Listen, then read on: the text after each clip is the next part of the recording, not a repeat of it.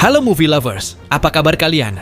Kali ini saya akan merangkum film Transporter pertama yang rilis tahun 2002, yang mana pemeran utamanya masih sepupu saya bernama Jason Statham yang sudah terkenal reputasi gilanya. Tapi sebelum dimulai, saya memperingatkan bahwa ini bukan tontonan anak-anak karena banyak adegan brutal di dalamnya. Kalau kamu suka video ini, jangan lupa tekan tombol subscribe untuk update video berikutnya. Siapkan cemilan favoritmu, kunci pintu rapat-rapat, siapkan tisu, dan selamat menonton.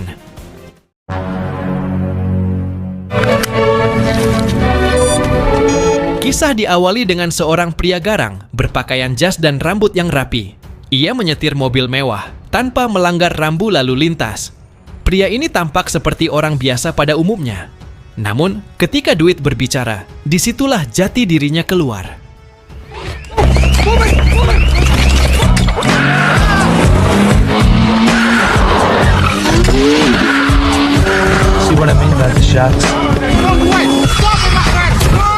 Tembakan terdengar ke arahnya. Di tengah kejaran polisi, adrenalin memuncak saat ia menggebar mobilnya.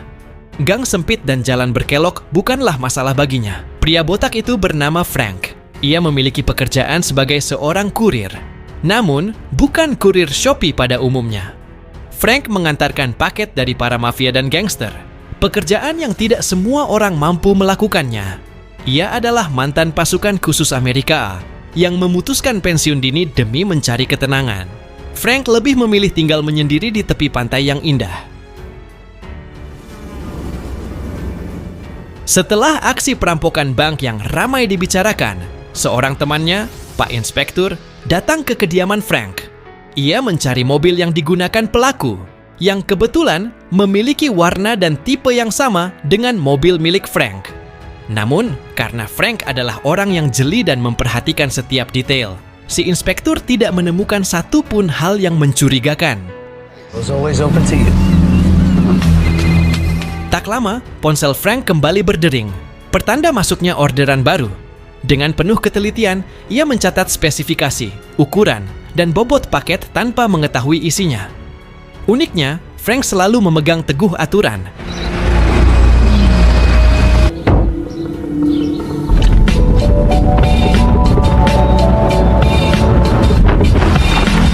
Dalam perjalanan, mobil Frank mengalami ban bocor. Saat hendak mengambil ban cadangan, ia melihat tas paket yang bergerak. Namun, Frank tetap istiqomah pada pendiriannya untuk tidak membuka paket tersebut. Setengah perjalanan berlalu, Frank berhenti sejenak untuk makan siang dan membeli 2 botol minuman, lalu melanjutkan perjalanannya. Namun, disinilah kesalahan Frank. Ia melanggar aturannya sendiri. Di tempat sepi, Frank membuka paket tersebut. Ternyata, isinya adalah seorang gadis berwajah kimochi. Karena kasihan, Frank memberinya minum sebelum kembali melanjutkan perjalanan. Si gadis memanfaatkan rasa iba Frank. Ia memohon agar diizinkan turun sebentar untuk buang air kecil. Dengan tali yang terikat di leher si gadis perlahan masuk ke semak-semak hingga menjauh lalu kabur. Frank yang geram segera mengejarnya. Namun, belum terlalu jauh, mobil yang ia tinggalkan menarik perhatian polisi yang sedang patroli. Karena tak ada waktu untuk berdiskusi, Frank segera menghajar 2 polisi tersebut dan melanjutkan perjalanannya.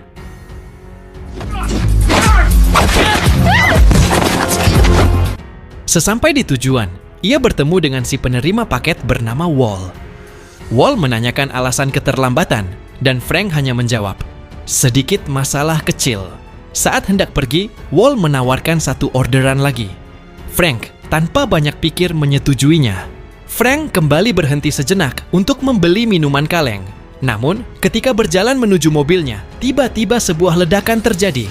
Ternyata isi paket yang baru saja ia terima adalah bom.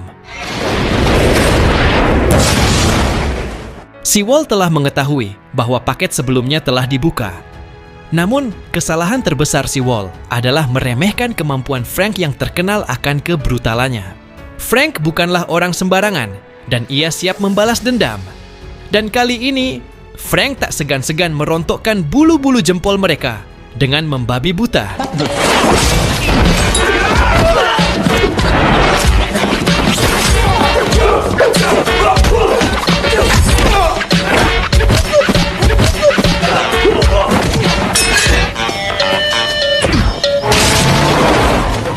Sebagai ganti rugi, Frank membawa salah satu mobil milik si klien. Tanpa Frank sadari, ternyata si gadis telah menyelinap di bangku belakang mobil tersebut. Sempat akan meninggalkannya, namun sebinatangnya manusia, Frank tetap memiliki rasa iba.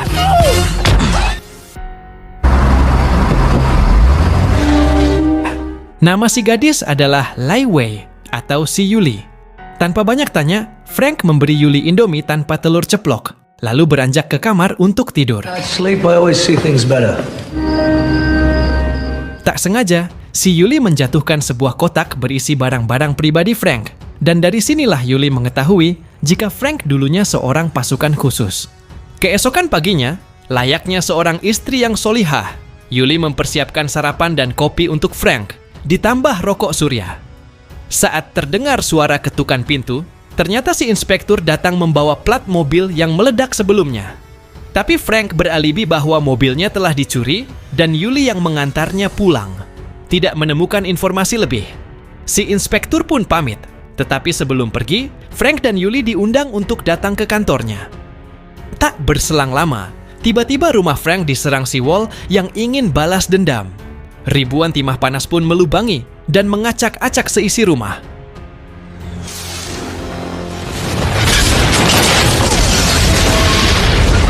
Don't worry. You okay?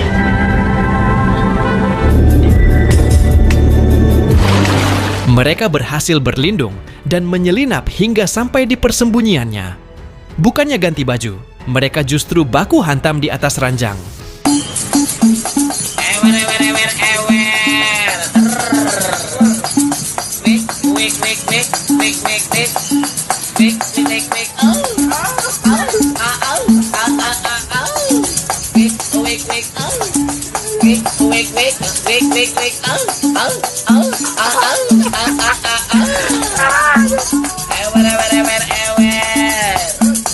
Ingin aku teriak.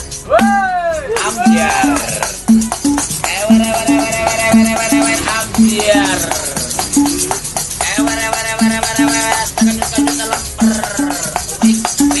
Di kantor, si inspektur meminta keterangan perihal rumah Frank, di mana polisi menemukan ribuan selongsong peluru. Frank dan Yuli beralibi bahwa mereka saat itu tidak ada di tempat dan tidak tahu menahu perihal itu. What are you nuts? We're in a police station.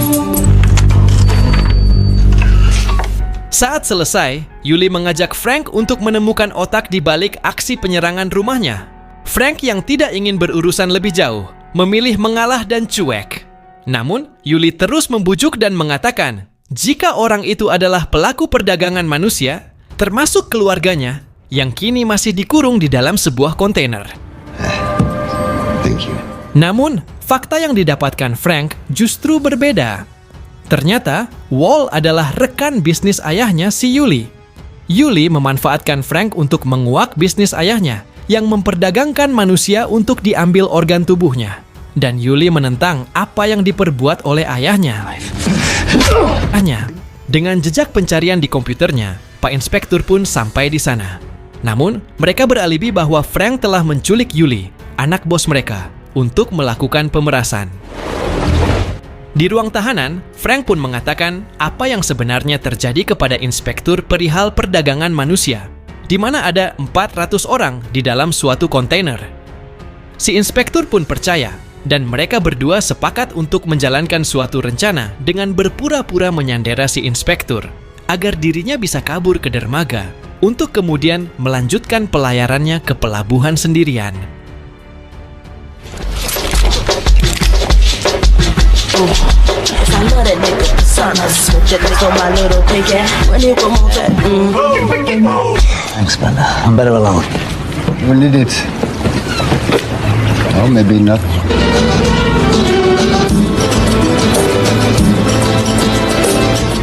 Usaha Frank untuk menyelamatkan orang-orang itu terhambat oleh anak buah si Wall, dan baku hantam pun tak bisa dielakkan.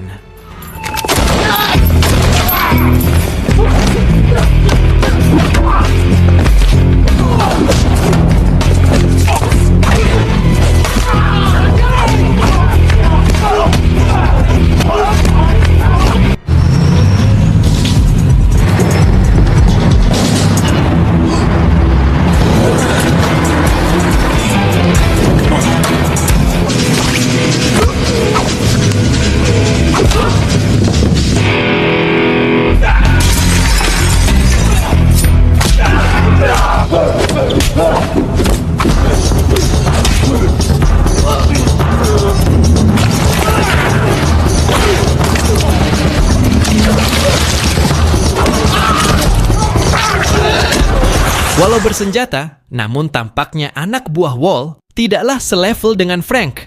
Pertarungan pun masih berlanjut hingga merebak ke parkiran bis. Frank memilih mundur dan mengejar kontainer yang sudah pergi jauh.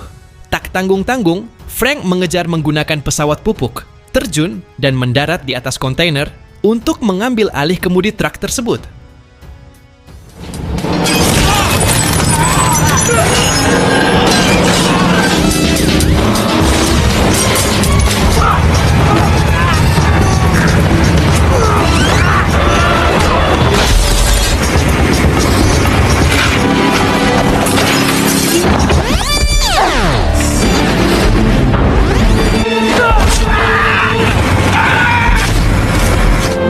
Setelah pertarungan sengit, kontainer berhasil dihentikan.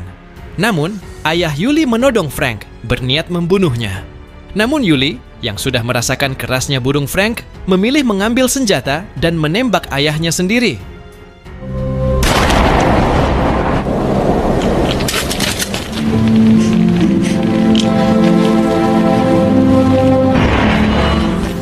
Akhirnya, mereka pun berhasil menyelamatkan 400 nyawa dalam kontainer tersebut. Tamat. Ending yang cukup mengkimocikan. Film ini mungkin memiliki alur sederhana, tetapi kekuatannya terletak pada intensitas aksi yang memacu adrenalin. Setiap adegan sukses membawa penonton ke dalam ketegangan yang terus meningkat, memadukan aksi seru dengan dilema moral yang menggigit. Lewat karakter Frank, kita belajar bahwa prinsip dan keberanian menghadapi risiko adalah nilai yang tak ternilai. Namun, film ini juga menyoroti sisi manusiawi. Terkadang, rasa iba mampu mengubah arah hidup seseorang, bahkan di tengah dunia yang keras dan berbahaya. Di balik aksi yang memukau, tersirat pesan berharga, bahwa keserakahan dan pengkhianatan hanya membawa kehancuran, sementara keberanian dan kepedulianlah yang mampu membuat perubahan besar. Film ini mengingatkan kita bahwa keputusan kecil bisa membawa konsekuensi besar, dan prinsip hidup adalah kompas yang membimbing di tengah badai. Silahkan bagikan pengalamanmu di kolom komentar. Jangan lupa like, share, dan subscribe untuk terus mengikuti petualangan seru berikutnya. Terima kasih.